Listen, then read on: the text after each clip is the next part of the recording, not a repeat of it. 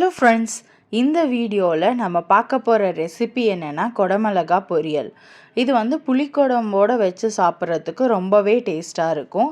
தேவையான இன்க்ரீடியன்ட்ஸ் என்னென்னு பார்க்கலாம். தாளிக்கிறதுக்கு கடுகு, உளுந்தம்பருப்பு, கடலைப்பருப்பு, அப்புறம் குடமிளகா கொஞ்சம் பெரிய சைஸில் நறுக்கிக்கோங்க, ரொம்ப பொடிசாக வேணாம். அப்புறம் வெங்காயம் 1, அப்புறம் துருவின தேங்காய் கொஞ்சம் ஃப்ரெஷ்ஷாக இருந்துச்சுன்னா இந்த பொரியல் ரொம்பவே டேஸ்ட்டாக இருக்கும். நீங்கள் இதோட வேணும்னா நிலக்கடலையும் ஆட் பண்ணிக்கலாம். ஆனால் நான் கடுகு, உளுந்து, கடலைப்பருப்பு மட்டும்தான் போட்டிருக்கேன். ஒரு கடாயில் எண்ணெய் வச்சுட்டு அதில் கடுகு, உளுந்தம்பருப்பு, கடலைப்பருப்பு போட்டு நல்லா அது பொரியணும். பொரிஞ்சதுக்கப்புறமா நம்ம கருவேப்பிலை ஆட் பண்ணிக்கிறோம். கருவேப்பிலையும் நல்லா பொரியணும்.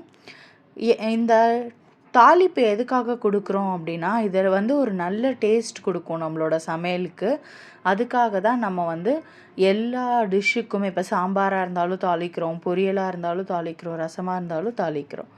அப்புறமா இந்த கடுகு, உளுந்தம்பருப்பு, கடலைப்பருப்பு, கருவேப்பிலை இதெல்லாம் பொரிஞ்சதுக்கப்புறமா வெங்காயத்தை நம்ம ஆட் பண்ணிக்கிறோம். வெங்காயம் ப்ரௌனாக வதங்கணும்னு அவசியம் இல்லை.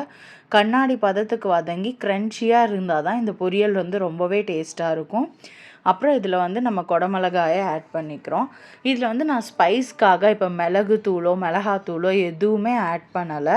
இந்த பொரியல் அப்படியே சாப்பிட்றதுக்கு ரொம்ப டேஸ்ட்டாக இருக்கும். இது ஒரு வெயிட் லாஸ் ரெசிபி அப்படின்னு கூட சொல்லலாம்.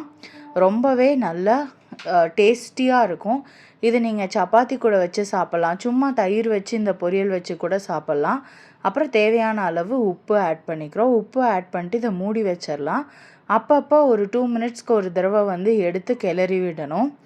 எடுத்து கிளறி விட்டோம் அப்படின்னா அப்போ பொரியல் அடி பிடிக்காமல் இருக்கும்.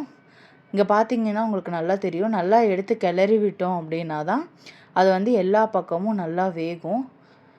கிட்டத்தட்ட ஒரு 3 நிமிஷத்துலேருந்து 4 நிமிஷத்துக்குள்ளேயே கேப்சிகம் நல்லா வெந்துடும். வெந்ததுக்கப்புறமா ஸ்டவ் ஆஃப் பண்ணிவிட்டு பச்சை தேங்காயை நம்ம இதில் போட்டுடலாம். போட்டுட்டு ஒரு கிண்டி விட்டுறலாம். அவ்வளோதான், நம்மளோட கேப்சிகம் பொரியல் ரெடி ஆகிடுச்சு. இது ட்ரை பண்ணி பார்த்துட்டு எப்படி இருக்குன்னு கமெண்ட் செக்ஷனில் சொல்லுங்கள் ஃப்ரெண்ட்ஸ். தேங்க்யூ. தேங்க்ஸ் ஃபார் வாட்சிங்.